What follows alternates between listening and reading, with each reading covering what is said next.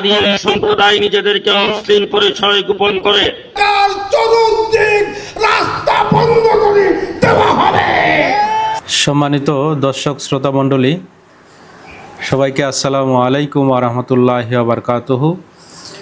সাম্প্রতিক সময়ে রমনাতে engineering institute অডিটোরিয়ামে আন্তর্জাতিক মজলিসে তাহফুজে খতমে নবুয়তের পক্ষ থেকে আহমদিয়া মুসলিম জামায়াতের বিরুদ্ধে কতগুলো দাবি দোয়া পেশ করে সরকারের কাছে।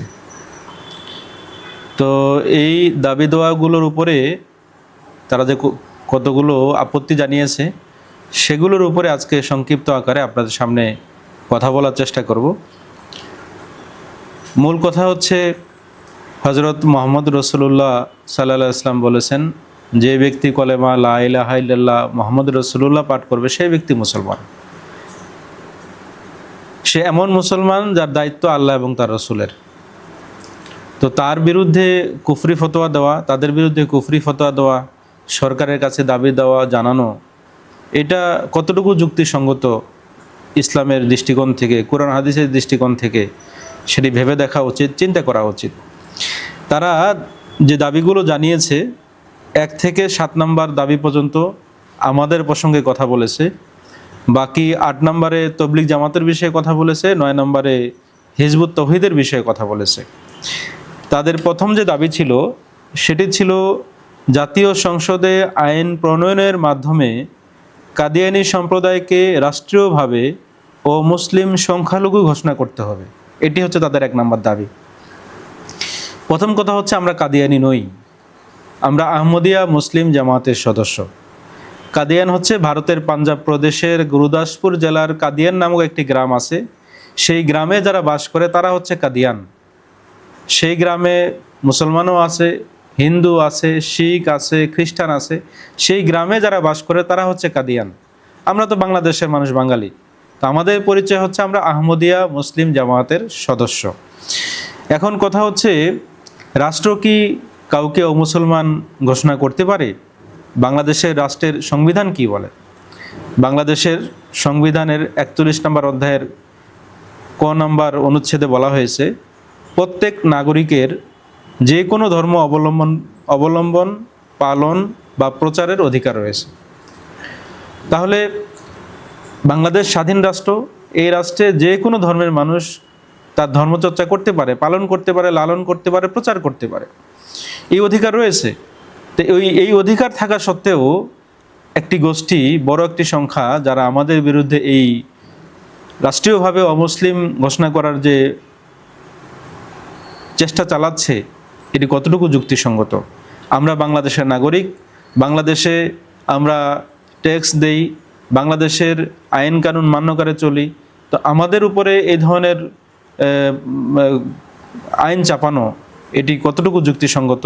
এটি রাষ্ট্রের ভেবে দেখা উচিত, নাকি এর পিছনে তাদের অন্য কোনো উদ্দেশ্য আছে, অন্য কোনো তাদের চাল আছে, সেটা ভেবে দেখা উচিত।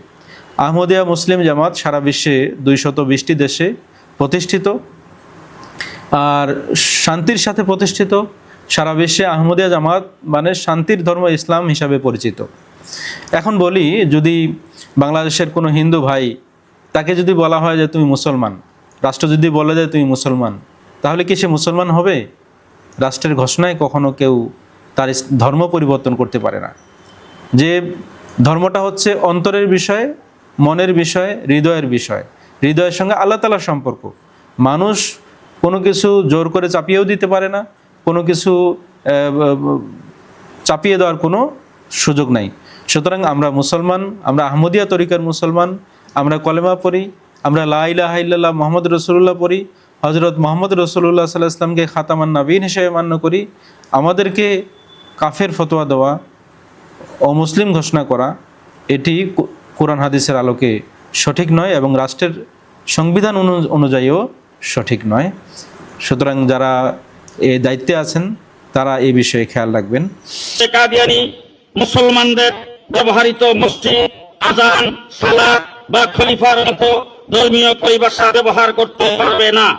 দ্বিতীয় যে বিষয়টি যা দাবি পেশ করা হয়েছে, যে কাদিয়ানী সম্প্রদায় মুসলমানদের স্বতন্ত্র ধর্মীয় সকল পরিভাষা যেমন মসজিদ, আজান, সালাত, ইমাম, খলিফা, বায়াত ইত্যাদি ব্যবহার করতে পারবে না।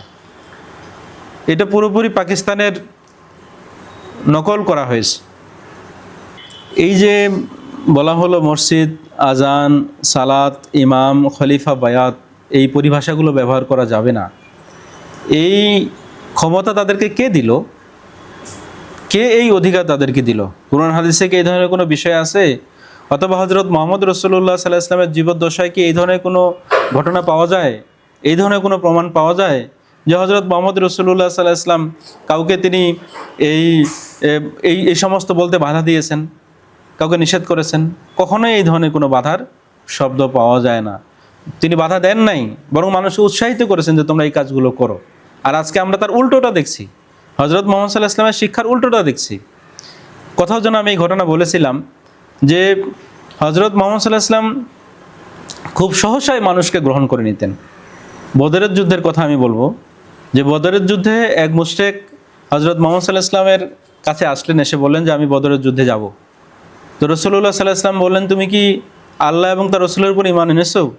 তো সেই মুশরিক বলল যে না, আমি এখনো ঈমান আনি নাই। তো মুহাম্মদ সাল্লাল্লাহু আলাইহি ওয়াসাল্লাম বললেন যে আমি কোনো মুশরিকের সাহায্য নিব না। মুসলমানের সংখ্যা মাত্র 313 আর কাফেরদের সংখ্যা 1000। এত দুর্বল অবস্থাতেও তিনি মুশরিকের সাহায্য নেননি। সেই মুশরিক কিছুক্ষণ পরে আবার এসে বলছে, হে আল্লাহর রাসূল, আমি বদরের যুদ্ধে যেতে চাই। সাহাবাগণ খুব খুশি যে একজন বীর পালোয়ান এসছে, তিনি গেলে তো আমাদের অনেক ভালোই হয়। মুহাম্মদ সাল্লাল্লাহু আলাইহি ওয়াসাল্লাম বলছেন, তুমি কি আল্লাহ এবং তার রাসূলের উপর ঈমান এনেছো? তো আমিনু বিল্লাহি ওয়া রাসূলিহি। তখন সেই মুশরিক বলেছে, না, আমি ঈমান আনি নাই। তো মুহাম্মদ সাল্লাল্লাহু আলাইহি ওয়াসাল্লাম বলছেন, তুমি যাও। তৃতীয়বার সেই মুশরিক আবার এসছে, যখন মুহাম্মদ সাল্লাল্লাহু আলাইহি ওয়াসাল্লাম বাইদা নামক স্থানে গেলেন। তৃতীয়বার মুশরিক এসে বলে যে আমি আল্লাহ এবং তার রাসূলের উপর ঈমান আনছি, তো আমিনু বিল্লাহি ওয়া রাসূলিহি। মুহাম্মদ সাল্লাল্লাহু আলাইহি ওয়াসাল্লাম বলেন, ঠিক আছে, চলো, আমাদের সঙ্গে চলো। তো এই যে মুখের একটু স্বীকারোক্তি যে আল্লাহ এবং তার রাসূলের উপরে ঈমান আনলাম, এই মুখের স্বীকারোক্তিতেই মুহাম্মদ সাল্লাল্লাহু আলাইহি ওয়াসাল্লাম তাকে মুসলমান হিসেবে গণ্য করেছেন এবং তাকে নিজের সঙ্গে যুদ্ধে নিয়ে গেছেন, বদরের যুদ্ধে। ইতিহাসের গ্রন্থে দেখেন, হাদিসের গ্রন্থে দেখেন, এই ঘটনা পরিষ্কারভাবে উল্লেখ করা আছে। এখান থেকে কি পাওয়া যায়? এখান থেকে পাওয়া যায় কেউ যদি মুখে এতটুকুই স্বীকার করে, সে যতই মুশরিক হোক না কেন, মুখে যদি স্বীকার করে আমি আল্লাহ এবং তার রাসূলের প্রতি ঈমান আনছি, সেই মুসলমান। তো আমরা মুসলমান, আমরা এই পরিভাষাগুলো ব্যবহার করি। আপনাদের সাথে আমাদের মৌলিক কোনো পার্থক্যই নেই। কলেমা পড়ি, লা ইলাহা ইল্লাল্লাহ মুহাম্মাদুর রাসূলুল্লাহ, সারাদিনে 5 ওয়াক্ত নামাজ পড়ি, ফজর, জোহর, আসর, মাগরিব, এশা। ফজরে 2 রাকাত সুন্নত, 2 রাকাত ফরজ, জোহরে 4 রাকাত সুন্নত, 4 রাকাত ফরজ, 2 রাকাত সুন্নত, পালে 2 রাকাত নফলও পড়ি, আসরে 4 রাকাত ফরজ পড়ি, মাগরিবে 3 রাকাত ফরজ, 2 রাকাত সুন্নত পড়ি, এশার সময় 4 রাকাত ফরজ, 2 রাকাত সুন্নত আর 3 রাকাত বেতের, পালে 2 রাকাত নফলও পড়ি। এই যে 5 ওয়াক্ত নামাজ আমরা পড়ছি, আর ওযুর দোয়া থেকে শুরু করে সালাম ফেরানো পর্যন্ত সব দোয়াই আমরা পড়ছি, আমরা নামাজ পড়ছি। এত কিছু পড়া সত্ত্বেও আমাদেরকে আপনাদের মুসলমান হয় না? যদি মুসলমান না মনে হয়, আপনারা আমাদেরকে মুসলমান বলিয়েন না। আল্লাহ এবং তার রাসূল যদি আমাদেরকে মুসলমান বলে, তাতেই আমাদের যথেষ্ট, এতেই আমরা পার পেয়ে যাব। আপনাদের কোনো মুসলমানের সার্টিফিকেট আমাদের প্রয়োজন নাই। কিন্তু আপনারা আমাদেরকে এই পরিভাষাগুলো ব্যবহার করতে বাধা দেওয়ার ক্ষমতা রাখেন না, কোরআন এবং হাদিসের আলোকে এবং রাষ্ট্রীয় সংবিধানের আলোকেও আপনারা এগুলো বাধা দিতে পারেন না। এই ক্ষমতা আল্লাহ তাআলা আপনাদেরকে দেননি।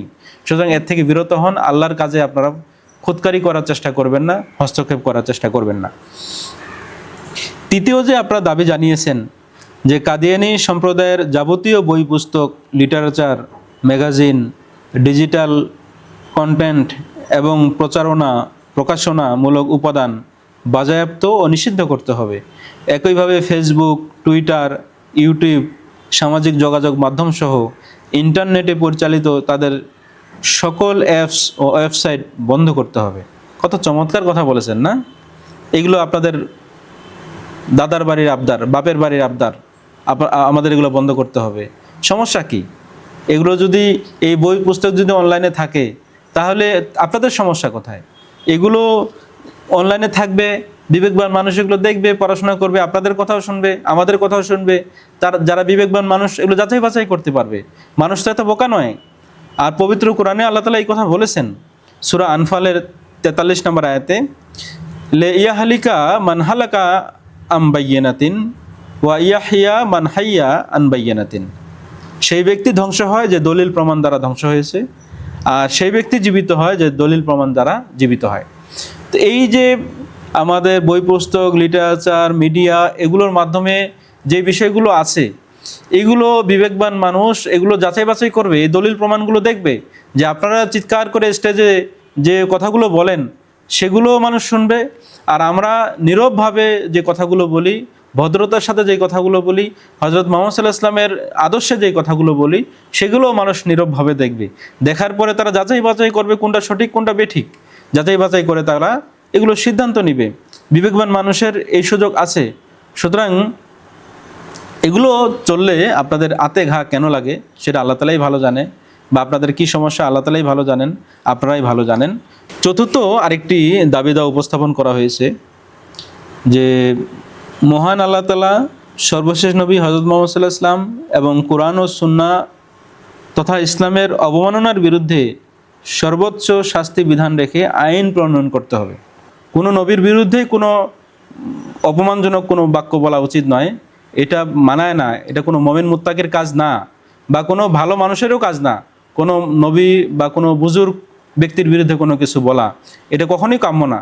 তো কেউ যদি বলেও তাহলে সে ব্যক্তি নিজে ক্ষতিগ্রস্ত হবে, তার বিরুদ্ধে আইন করার দরকার নাই, তার বিরুদ্ধে শাস্তির দরকার নাই, সে ব্যক্তি এমনিতেই শাস্তিগ্রস্ত হবে, সে ব্যক্তি এমনিতে ক্ষতিগ্রস্ত হবে। আর বিশ্বনবী হজরত মুহাম্মদ সাল্লাল্লাহু আলাইহি ওয়াসাল্লামের কথা আর কি বলবো, তিনি তো এমন মহামানব, এমন সর্বশ্রেষ্ঠ মানব যার সম্পর্কে পবিত্র কোরআন এই কথা বলে যে ইন্নাল্লাহা ওয়া মালাইকাতাহু, আল্লাহ এবং ফেরেশতাগণ কি করে, ইউসাল্লুনা আলান নবী, এই নবীর প্রতি দরুদ প্রেরণ করে, এই নবীর প্রতি রহমত প্রেরণ করে। ইয়া আইয়ুহাল্লাযিনা আমানু, হে যারা ঈমান এনেছো, সাল্লু আলাইহি ওয়া সাল্লিমু তাসলিমা, তোমরাও এই নবীর প্রতি দরুদ এবং সালাম শান্তি কামনা করো। তো যে এই নবীর প্রতি আল্লাহ এবং তার ফেরেশতাগণ রহমত বর্ষণ করছেন, সালাম প্রেরণ করছেন, শান্তি বর্ষণ করছেন, দরুদ প্রেরণ করছেন, সেখানে মোমেনরাও করছেন। তো সেই নবীর বিরুদ্ধে হাজারো মানুষ যদি হাজারো কথা বলে, সেই নবীর সম্মানের হানি হয় না, বরং সম্মান আরও বৃদ্ধি পায়। তো আমাদের উচিত যখনই কোনো এই ধরনের কোনো কাজ দেখব, তখন আমরা যেন হজরত মুহাম্মদ সাল্লাল্লাহু আলাইহি ওয়াসাল্লামের প্রতি দরুদ প্রেরণ করি যে আল্লাহুম্মা সাল্লি আলা মুহাম্মাদিন ওয়া আলা আলি মুহাম্মদ কামা সাল্লাইতা আলা ইব্রাহিমা ওয়া আলা আলি ইব্রাহিমা ইন্নাকা হামিদুম মাজিদ।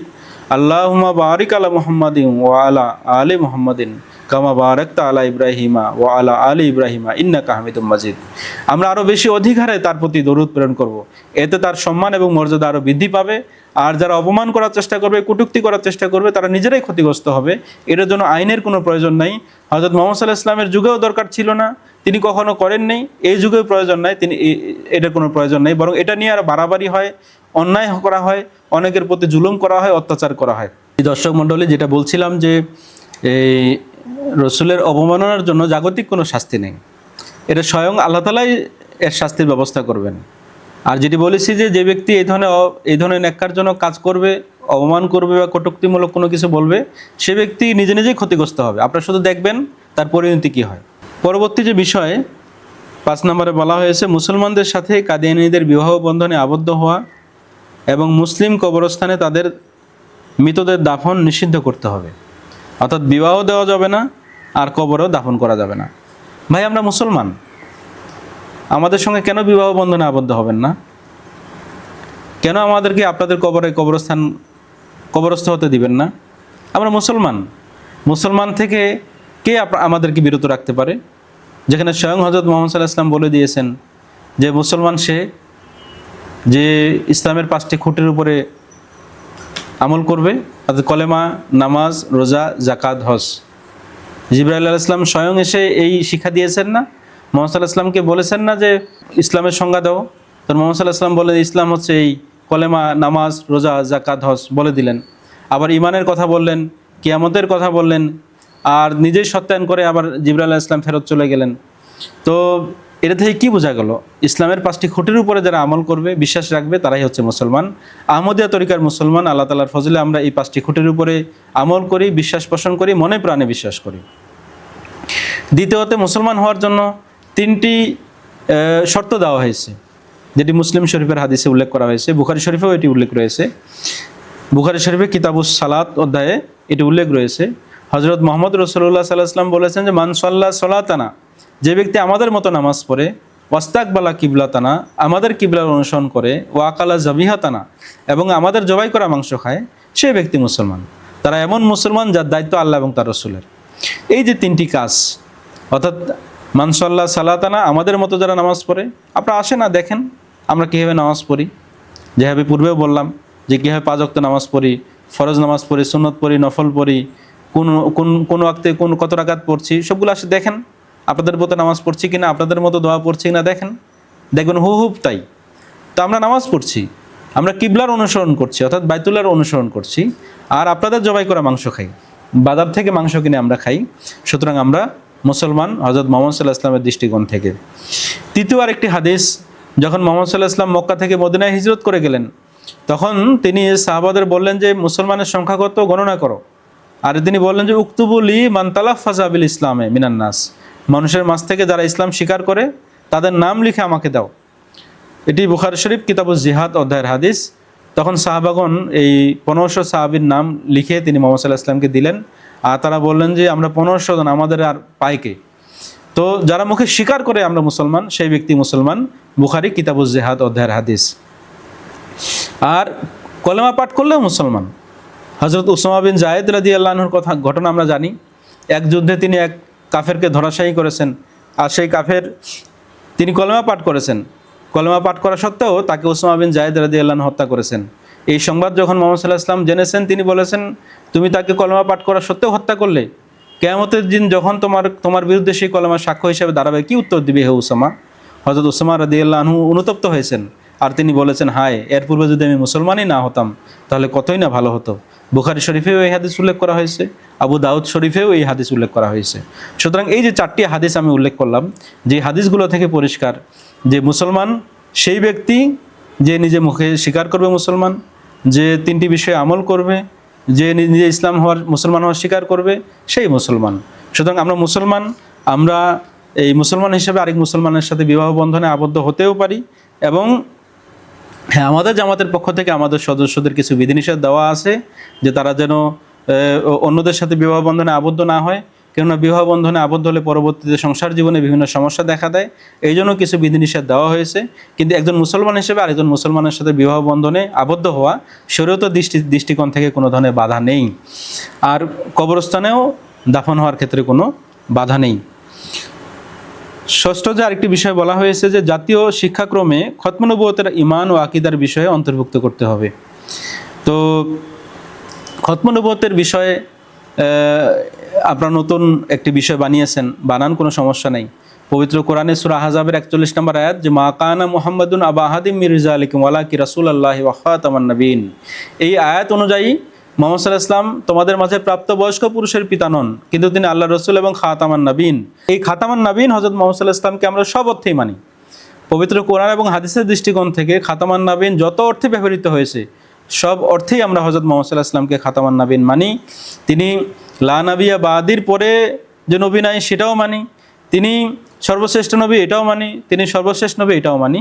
আবার এটাও মানি তিনি বলেছেন যে আমার পরে একজন উম্মতি নবী আসবেন, আমার পরে ইমাম মাহদী আলাইহিস সালাম আসবেন, তিনি বলেছেন আমার পরে নবীউল্লাহ ঈসা আসবেন, আমরা সেটাও মানি এবং সেই অনুযায়ী আমরা ইমাম মাহদী আলাইহিস সালামকে মান্য করেছি। আর শেষের যে বিষয় বলেছেন যে জাতীয় পরিচয়পত্র ও পাসপোর্টে তাদের ধর্মীয় পরিচয়ে কাদিয়ানী হিসেবে উল্লেখ করতে হবে। এটা আপনি সেই পাকিস্তানের সেই চিত্র তুলে ধরার চেষ্টা করেছেন। আমরা মুসলমান হিসেবেই থাকতে চাই। আমরা আমাদের পরিচয়ে আহমদিয়া তরিকার মুসলমান হিসেবেই আমরা থাকতে চাই। আপনারা আপনাদের বক্তব্য যেভাবে চান তুলে ধরতে পারেন। দর্শক মণ্ডলী, এই যে দাবি দেওয়া যেগুলো করা হলো ইঞ্জিনিয়ারিং ইনস্টিটিউট রমনাতে, এই দাবিগুলো হুবহু পাকিস্তানের নকল করা হয়েছে। তো একমাত্র পাকিস্তানে আমাদের বিরুদ্ধে এই আইন করা হয়েছে, বিশ্বের অন্য কোনো দেশে নয়। যদিও তারা বলে বিভিন্ন দেশে করা হয়েছে, আসলে কিন্তু তা না, শুধুমাত্র একমাত্র পাকিস্তানে। আর পাকিস্তানে এই কাজ করার ফলে তারা কি সুখে আছে, শান্তিতে আছে, নাকি গজবের মধ্যে আছে আল্লাহ তাআলার? তো তারা পাকিস্তানের নকল কেন করছে, অর্থাৎ পাকিস্তানের এজেন্ডা এই দেশে বাস্তবায়ন করার চেষ্টা তারা কেন করছে? এর পিছনে কি সূত্র রয়েছে আপনারা একটু গবেষণা করেন, একটু খুঁজেন, বুঝেন যে আপনারা কি এই বাংলাদেশকে পাকিস্তানি ব্যর্থ রাষ্ট্রও করতে চান, নাকি এই বাংলাদেশ একটি সফল রাষ্ট্র হিসেবে আপনারা দেখতে চান? যদি সফল রাষ্ট্র দেখতে চান তাহলে এদের এই কথায় কান দিবেন না। নয়তো এই রাষ্ট্র পাকিস্তানের মতো ব্যর্থ রাষ্ট্রে পরিণত হবে। আমরা চাই না এই শান্তিপূর্ণ বাংলাদেশ, সবুজ শ্যামল সুশলা এই বাংলাদেশ, শান্তিপূর্ণ বাংলাদেশকে পাকিস্তানের মতো ব্যর্থ রাষ্ট্রে পরিণত হয়ে যাক, এটা আমরা কখনো চাই না। এটা বিবেকবান মানুষ আপনারা দেখবেন, চিন্তা ভাবনা করবেন। এছাড়াও আমরা বিভিন্ন সময় দেখেছি যে বর্তমানে যারা সরকারের দায়িত্বে রয়েছেন তারা এবং পূর্বেও যারা ছিলেন তারাও এই কথাই বলেছেন যে ধর্ম যার যার, রাষ্ট্র সবার। সকল নাগরিকের শান্তি এবং নিরাপত্তা নিশ্চিত করা রাষ্ট্রের দায়িত্ব। ধর্ম যার যার, নিরাপত্তা পাবার অধিকার সবার। তো যার যার ধর্ম সে পালন করবে। সনাতনীরা সনাতন ধর্ম পালন করবে, খ্রিস্টানরা খ্রিস্টান ধর্ম পালন করবে, তারা তাদের চার্চে যাবে, ইহুদিরা ইহুদির ধর্ম পালন করবে, বৌদ্ধরা বৌদ্ধের ধর্ম পালন করবে। মুসলমানের যে 73 ফিরকা আছে তারা আহলে হাদিস, এই হানাফি, মোহাম্মদী, যারা যার যার ধর্ম পালন করবে, যার যার তরিকা পালন করবে, এতে বাধা দেওয়ার কোনো কারণ নাই। এবং সরকারও এই কথাই বলেছেন, যার যার ধর্ম শান্তিপূর্ণভাবে তারা পালন করবে। এটাই আমরা চাই। সরকার এই বিষয়ে বিশেষ খেয়াল রাখবেন যেন বিভিন্ন সময় যদিও আমরা অত্যাচারিত হই, আক্রান্ত হই, আমাদের উপরে অত্যাচার হয়, আমাদের বাড়িঘর জ্বালানো হয়, আমাদের ক্ষতি করা হয়, এই বিষয়গুলো যেন না হয়। সরকার এই বিষয়েও বিশেষ নজর রাখবেন, এটাই আমাদের প্রত্যাশা। তো সর্বশেষ এটাই বলবো যে এই যে দাবি দেওয়া আপনারা উপস্থাপন করেছেন, এটির জন্য আল্লাহ তাআলার কাছে আপনারা জবাবদিহি করেন। আমরা এটুকুই বলবো যে আমরা আল্লাহ তাআলার ফজলে একত্ববাদী মুসলমান, লা ইলাহা ইল্লাল্লাহ মুহাম্মাদুর রাসূলুল্লাহ আমরা কলেমা পাঠ করি। আমরা হযরত মুহাম্মদ সাল্লাল্লাহু আলাইহি ওয়াসাল্লামকে শেষ নবী, খাতামান নবীন হিসেবে মান্য করি। আমরা পবিত্র কোরআনের বিসমিল্লাহ বে থেকে অন্নাসের সিন পর্যন্ত 30 পারা কোরআনের উপরে আমরা আমল করি এবং এর উপর আমল করার চেষ্টা করি, মান্য করি। আর ইসলামের যে 5টি খুঁটি সেটাকেও মান্য করি। ইমানের যে 6টি বিষয় সেটার উপরেও আমরা ইমান রাখি। সুতরাং আমাদের মাঝে আপনাদের পার্থক্য শুধু এতটুকুই, আপনারা ইমাম মাহদী আলাইহিস সালামের আগমনের অপেক্ষায় আছেন, তিনি আসলে মানবেন, আর আমরা বলছি তিনি এসে গেছেন, আমরা তাকে মান্য করেছি। ভাই আপনাদের যদি ভালো লাগে তাহলে আপনারা মানবেন, আর ভালো না লাগলে মানার দরকার নাই। তাই বলে মিটিং মিছিল, জ্বালাও পড়াও, লুটপাট এগুলো কাজ করার কোনো সুযোগ নাই। এগুলো কাজ করার হযরত মুহাম্মদ সাল্লাল্লাহু আলাইহি ওয়াসাল্লাম কখনো অনুমতি দেননি। আমরা আল্লাহ তাআলার ফজলে একত্ববাদী মুসলমান। আমরা শুধু এতটুকুই বলবো আপনাদেরকে যে কেউ যদি ভুল পথে থাকে তাদেরকে শান্তিপূর্ণভাবে দাওয়াত দেন, যেভাবে হযরত মুহাম্মদ সাল্লাল্লাহু আলাইহি ওয়াসাল্লাম বলেছেন যে ফাযাক্কির ইন্নামা আনতা মুযাক্কির লাস্তা আলাইহিম বিমুসাইতির। তুমি তাদেরকে স্মরণ করাও, তুমি শুধু একজন মাত্র উপদেশদাতা মাত্র, তুমি তাদের উপর দারোগা নও। তো স্বয়ং হযরত মুহাম্মদ সাল্লাল্লাহু আলাইহি ওয়াসাল্লাম যেখানে দারোগা নয়, আপনারা কেন দারোগা হওয়ার চেষ্টা করছেন? দারোগা হওয়ার চেষ্টা করবেন না। যেখানে মুহাম্মদ সাল্লাল্লাহু আলাইহি ওয়াসাল্লামের চাইতে বড় হওয়ার চেষ্টা করবেন না। তিনি ছিলেন সবচেয়ে বড়, তিনি ছিলেন সর্বশ্রেষ্ঠ, আমরা তাকেই সবচেয়ে বড়, সবচেয়ে শ্রেষ্ঠ মনে করি। ও পেশোয়া হামারা জিসে হে নূর সারা না মুস্কা হে মোহাম্মদ দিলবার মেরা হি হ্যায়। তিনি আমাদের পথ প্রদর্শক, যার নাম হচ্ছে মুহাম্মদ সাল্লাল্লাহু আলাইহি ওয়াসাল্লাম। আমাদের হৃদয় এটাই। আর হযরত মির্জা গোলাম মোহাম্মদ আলাইহিস সালাম, যাকে আমরা ইমাম মাহদী হিসেবে মান্য করি, তিনিও হযরত মুহাম্মদ সাল্লাল্লাহু আলাইহি ওয়াসাল্লামকে তার মালিক, তার মুনিব, তার নেতা মান্য করেছেন, আর আমরাও সেটাই মনে করি। সুতরাং এই বিভ্রান্তিকর কথাবার্তা, বিভ্রান্তিকর অপপ্রচার, দাবি দেওয়া, এগুলো প্রচার করে মানুষের মনে বিভ্রান্তি সৃষ্টি করবেন না।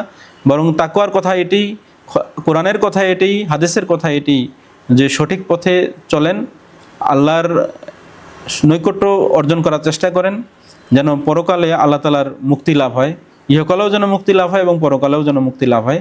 আল্লাহ তাআলা আমাদেরকে এবং আপনাদের সবাইকে সঠিক ইসলামের পথে থেকে হযরত মুহাম্মদ সাল্লাল্লাহু আলাইহি ওয়াসাল্লামের অনুসরণ করে এই দুনিয়া থেকে বিদায় নেওয়ার তৌফিক দান করুন। আমিন। আসসালামু আলাইকুম ওয়া রাহমাতুল্লাহি ওয়া বারাকাতুহু।